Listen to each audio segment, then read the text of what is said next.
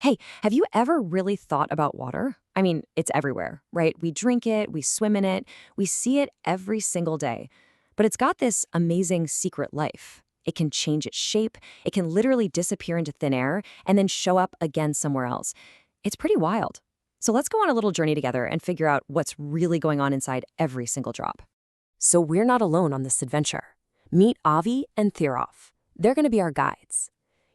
Their whole investigation started with something super simple, a glass of lemonade on a hot day. And that one little moment got them asking some really big questions about water and all its different forms. And here it is, the question that started it all. Are ice and water actually the same thing? I mean, at first you probably think, yeah, of course. But hold on. One is a hard, solid block you can pick up.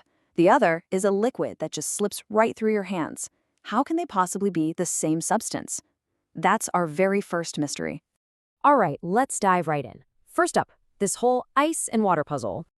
Okay, so let's break this down. On the one hand, you've got ice. It's a solid. It has its own shape, right? It doesn't really go anywhere. But then, on the other hand, you have water. It's a liquid, and it'll take the shape of literally any container you pour it into. It just flows. They couldn't seem more different. So again, how are they connected? Well, the answer is a process you've seen a million times. It's called melting. All it takes is a little bit of heat, like leaving an ice cube out on the counter, and poof, that solid ice starts to transform, turning right back into liquid water. So there it is. They are the same substance, just in two different states. Mystery number one solved. Okay, so we cracked that first case. But you know how it is? Solving one mystery just opens up another, even weirder one. And this next one is a real head-scratcher. The case of the vanishing water. You've totally seen this happen. Think about it. A puddle on the sidewalk after it rains. You mop the kitchen floor. You sweat on a really hot day. In all those cases, the water is right there, and then you look again, and it's just gone, vanished. It's like a magic trick that happens every single day. So seriously, where does it go? I mean, it's not like it's soaking into the concrete or just blinking out of existence, right? Something else has to be going on here. And this disappearing act has a scientific name: evaporation. What's happening is the liquid water is changing into a gas. This gas is called water vapor. But, and this is the part that makes it so tricky, water vapor is totally invisible. So the water didn't disappear, it just changed into a form we can't see. Okay, so that brings us to the next big challenge. If this water vapor stuff is invisible, how on earth do we prove it's actually there? This is a great question, isn't it? It's like being a detective for something you can't even see. So, how would you do it?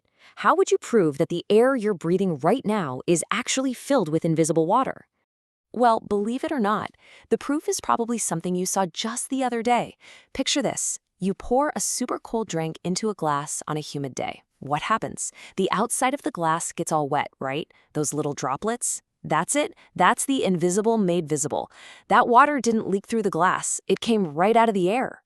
And there's a name for that too, of course. It's called condensation. It's basically evaporation in reverse. When all that invisible water vapor in the air hits a cold surface, like your glass, it turns back into liquid water that you can see. So evaporation is liquid to gas, and condensation is gas back to liquid. Cool, huh? So now we know about these amazing changes. The next logical question is, can we control them? Can we make them happen faster? Let's just quickly recap the whole journey here.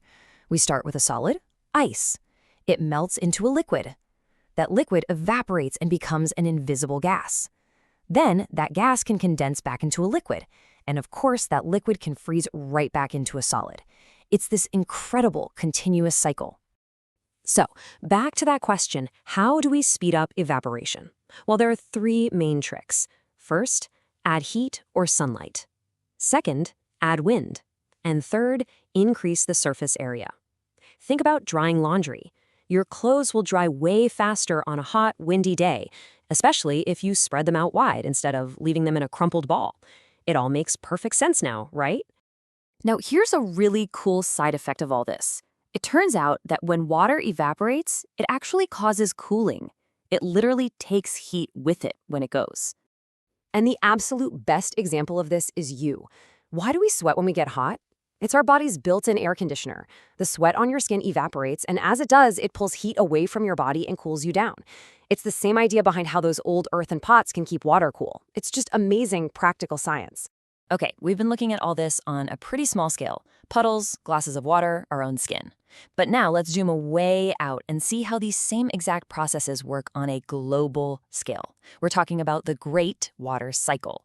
This is basically Earth's giant water recycling system.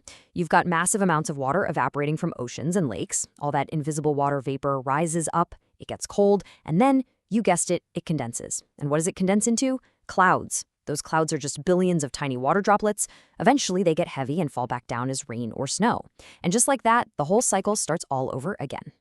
There's this really beautiful and ancient quote from the throat coral that says, "If it does not rain well, even the mighty ocean will be drained."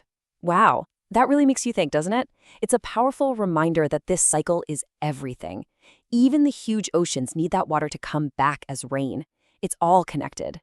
So, the next time you see a puddle vanish or watch those little drops form on a cold can, just remember you're witnessing a tiny piece of this incredible planet-sized journey. Every single drop of water is always on the move, which kind of makes you wonder, doesn't it? The water in the glass you're drinking right now, where will it go next?